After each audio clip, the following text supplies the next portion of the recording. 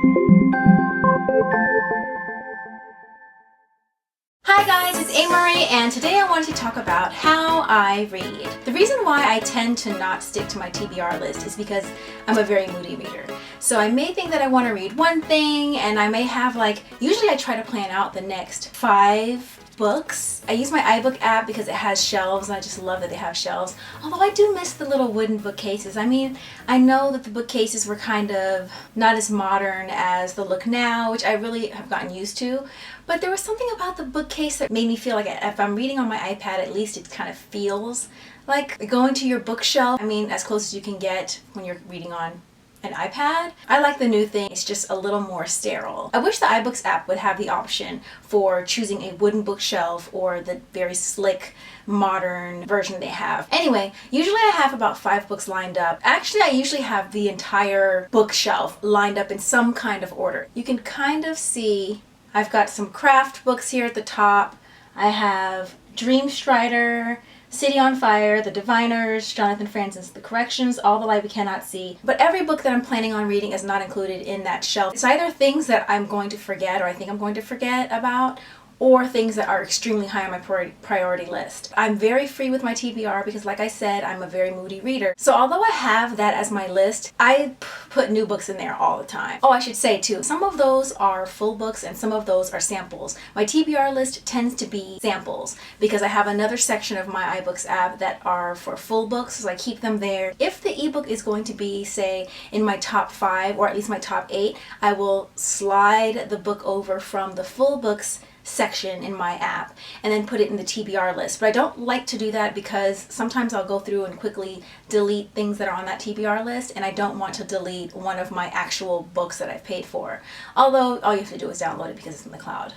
Still, I have my system. So that's my loose TBR. It's a living, breathing TBR is what I like to say. As I said a million times, I'm a moody reader, but it's not the only factor that comes into play when it comes to how I choose to read a book. For instance, I may choose to read a book because I'm excited about it, I'm in the mood, etc., etc. However, for those of you who may not know, in addition to having my channel and creating music, I also write fiction, and I write almost every single day, with the exception of maybe 1 or 2 days a week, and that's usually because maybe I'm taking care of a lot of things, or maybe some things like marinating, something in the story that I have to think about, world building, plot things, those kind of things, plot issues. I'm one of those writers where I need to constantly be reading something. When I read books, I'm constantly learning about what works, what I think doesn't work, and to just be in my happy place. That said, I don't avoid reading something that's in the same genre that I'm writing. I can read anything at any time, but there may be certain things that I'm trying to figure out. For instance, I may want to learn a little more about how to create a great suspenseful plot and pacing,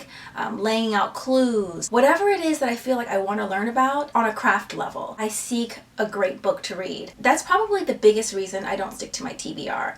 50% of it, no.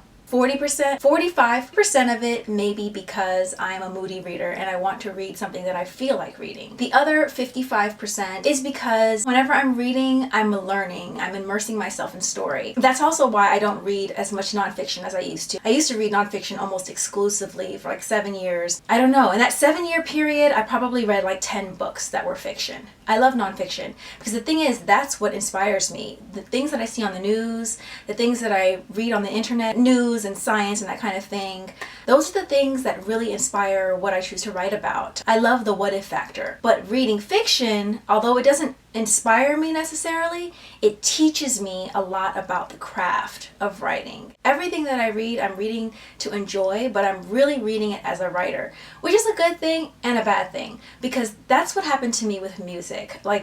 Before I got into the music industry, I would listen to music and just appreciate it for what it is, or what it is. But it changed. Once I began to really create and I became a professional, it was so hard for me to listen to a song without hearing production, without hearing the mix, the balance between the vocal and the instrumentation, what's happening in the instrumentation, how they structured the song and why I think they structured it that way, listening to the writing, being either impressed or not so impressed with the writing or the production or whatever. So it was so hard for me to just listen to music and just enjoy it. It's a very rare instance where I can just listen to music and not critique it. That's my own music as well. I used to be able to just read a book, enjoy the story, but now it's a lot harder to just enjoy the story because I'm reading it and breaking it down as I read, and I love that. At the same time, I really don't like that because I feel like, gosh, I just want to enjoy the story. Another thing is novel length.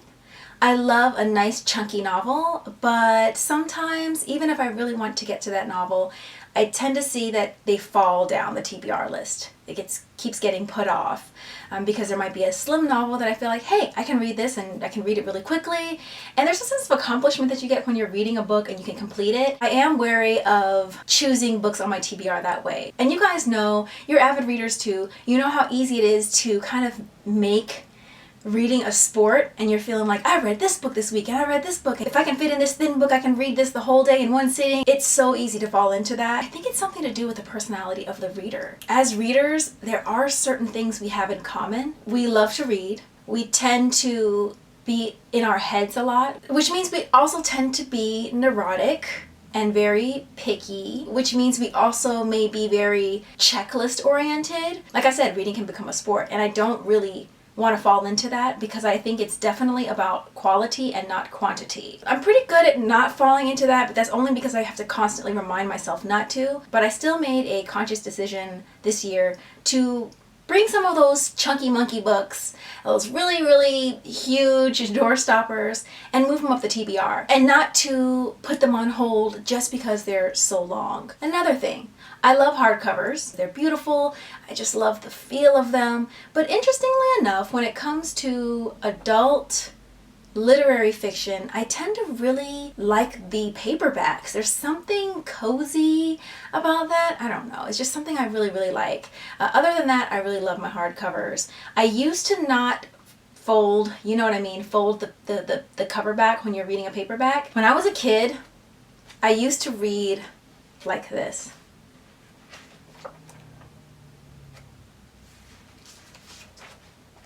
Because I did not want to break the spine. Oh my goodness, that was like such a huge fear. I wanted to feel new when I finished reading it. And I read that way for a really long time. Then one day, I remember I was reading a paperback and, hold on, let me get a paperback. Let me get a paperback.